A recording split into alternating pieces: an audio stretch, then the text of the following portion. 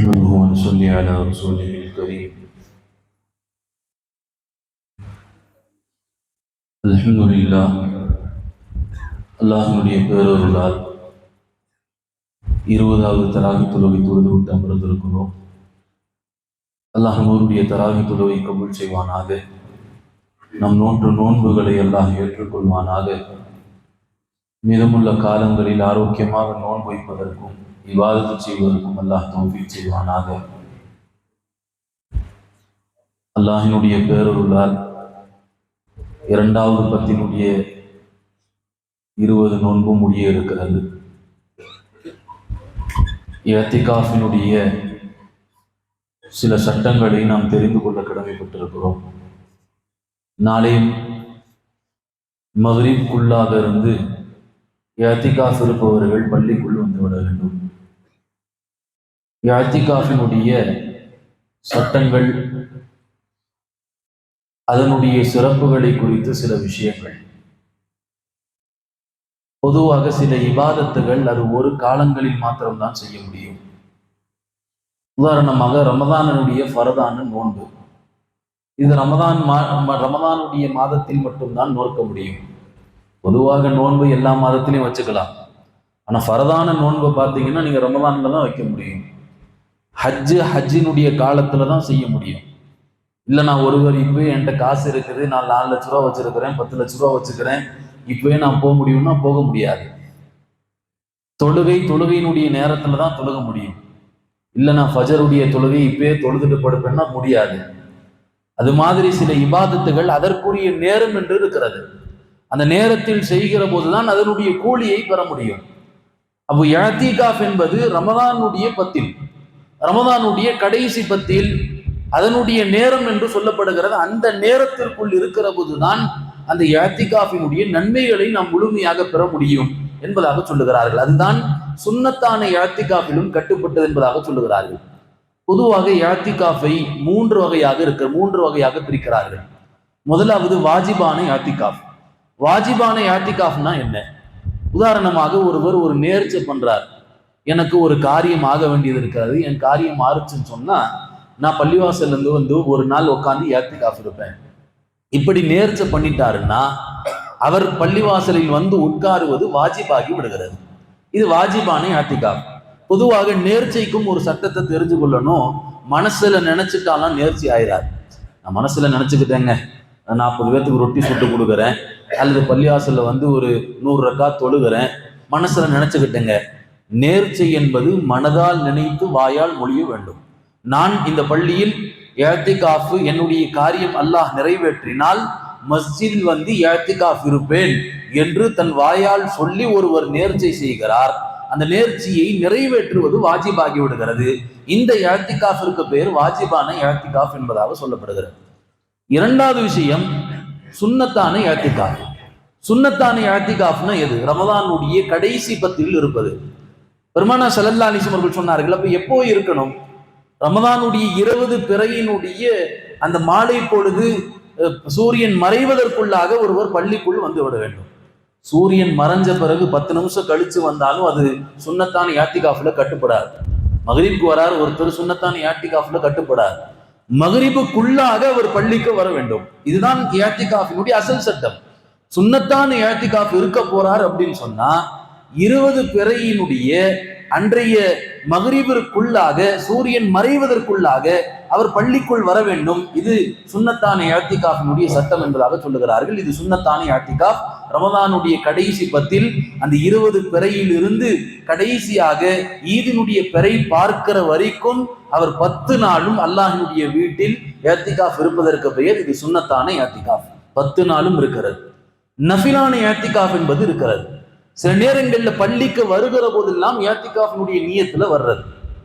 தராவிக்கு வந்தோம், 8:30 மணிக்கு பள்ளிக்கு வரோம், 10:30 மணிக்கு பள்ளியை விட்டு வெளியே போறோம். 2 மணி நேரங்கள். ஒருத்தர் இஅ்திகாஃப் நியத்து செய்கிறார், நவீத்துல் இஅ்திகாஃப மாதும்து ஃபீ ஹாதல் மஸ்ஜிதி. இந்த மஸ்ஜிதுக்குள்ள நான் நுழைகிற போது இஅ்திகாஃபுடைய நியத்தோடு நான் நுழைகிறேன் ஒருத்தர் நுழைஞ்சிட்டாருன்னா இந்த 2 மணி நேரம் இஅ்திகாஃபினுடைய கூலியில வந்துருது. ஒன்னு இஷாவுடைய தொழுகையினுடைய நன்மை ஒண்ணு, தராவினுடைய தொழுகையினுடைய நன்மை ஒண்ணு, 3வது இஅ்திகாஃபினுடைய நன்மையும் சேர்ந்துருது. 3 நன்மையும் கிடைச்சிருது. யாராவது ஏத்திகாஃப் நியத்து வச்சோமா வந்தோன்னு சொன்னா 3 நன்மையும் இன்ஷா அல்லாஹ் அடுத்த காலங்கள்ல வருகிற போது ஏத்திகாஃபினுடைய நியத்தோட பள்ளிக்கு வந்துடுறது.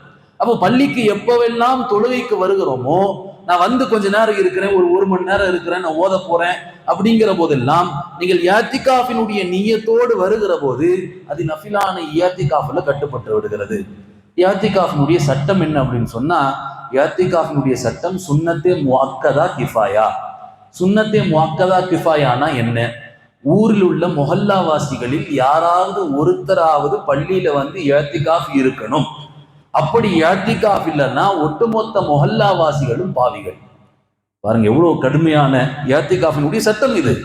ஒருத்தராவது பள்ளியில் வந்து ஏத்திகாஃப் இருக்க வேண்டும். இருக்கவில்லை என்று சொன்னால் அவர் பாவிகள். ஆனா இன்னைக்கு அந்த ஒருத்தர் இருக்கிற ஒருத்தரையே நாம குறை சொல்லிக்கிட்டு இருக்கிறோம். இவர் ஏன் பேக் இங்க வைக்கிறாரு, இவர் ஏன் தட்டு அங்க வைக்கிறாரு, பெட்டி இங்க வைக்கிறாரு. அவர் வந்து அல்லாஹ்வுடைய வீட்டுல இருக்கிறாரு, பள்ளிவாசல தான் ஏத்திகாஃப் இருக்கணும், வேற எங்க போய் ஏத்திகாஃப் இருக்கிறது? இங்கேயும் இப்படி இருக்கிறாங்க, இங்கேயும் இப்படி படுத்திருக்கிறாங்க, இங்கேயும் கூடாரம் போட்டிருக்கிறாங்க. ஏன் மேல் பள்ளியில் இருக்கக்கூடாதா, கீழ்ப்பள்ளியில் இருக்கக்கூடாதா, வெளிப்பள்ளியில் இருக்கக்கூடாதா? ஏத்திகாஃப் என்பது எங்கே தொழுகை நடக்கப்படுகிறதோ அங்கேதான் இருக்க வேண்டும். இதற்கு பேர் தான் ஏத்திகாஃப்.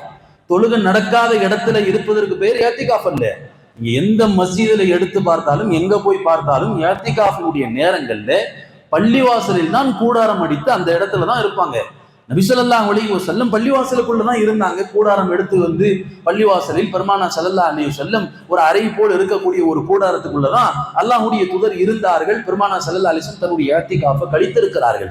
ஆக ஏத்திகாஃபினுடைய சட்டம் என்பது இதுதான். ஒட்டுமொத்த மொஹல்லாவாசிகள்ல யாராவது ஒருத்தராவது பள்ளிவாசல்ல இருக்கணும். இல்லைன்னு சொன்னா ஒட்டுமொத்த மொஹல்லாவாசிகளும் பாவிகளாகி விடுகிறார்கள் என்பதாக சொல்லப்படுகிறது. இது ஏத்திகாஃபினுடைய சட்டம். அருமையானவர்களே, பெருமானார் ஸல்லல்லாஹு அலைஹி வஸல்லம் ஏத்திகாஃப் இருந்திருக்கிறாங்க. சில நேரங்களில் ரமதானுடைய 30 நாட்களும் ஏத்திகாஃப் இருந்திருக்கிறார்கள், அல்லது நடுப்பத்தில் ஏத்திகாஃப் இருந்திருக்கிறார்கள்.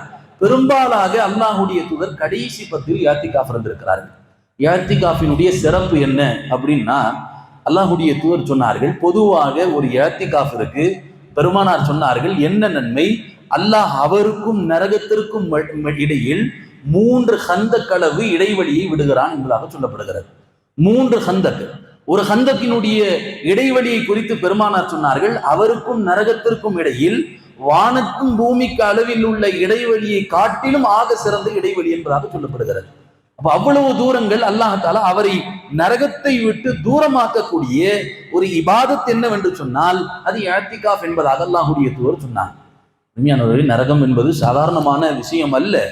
நரகம் என்பது ஒவ்வொரு நாளும் அந்த நரகத்தில் உள்ள மக்கள் வனாதா யா மாலிக், அங்க நரகத்தினுடைய காவலாளியிடத்தில் ஒவ்வொரு நாளும் அழைப்பு எழுதுகிறார்கள். மாலிக் அவர்களே, எங்களை உங்கள் ரப்பிடத்தில் சொல்லுங்கள், எங்களை கொன்று விடவட்டும். உங்களுடைய ரப்பு ஒவ்வொரு நாளும் எங்களை சித்திரவாதை செய்வதற்கு பதிலாக எங்களை மொத்தமாக கொன்று விடட்டும் என்று அந்த நரகத்தில் இருக்கக்கூடியவர்கள் அந்த காவலாளியை அழைத்துக் கொண்டிருக்கிறார்கள். அந்த காவலாளி திரும்பவே மாட்டாராம். கடைசியாக 1000 வருடத்திற்கு ஒரு முறை அவர் திரும்பி பார்க்கிறார். 1000 வருடத்திற்கு ஒரு முறை திரும்பி பார்க்கிற போது என்ன விஷயம் சொன்னாங்க, உங்க ரப்பிட்ட சொல்லுங்க, உங்க ரப்பு எங்களை கொன்றட்டும்.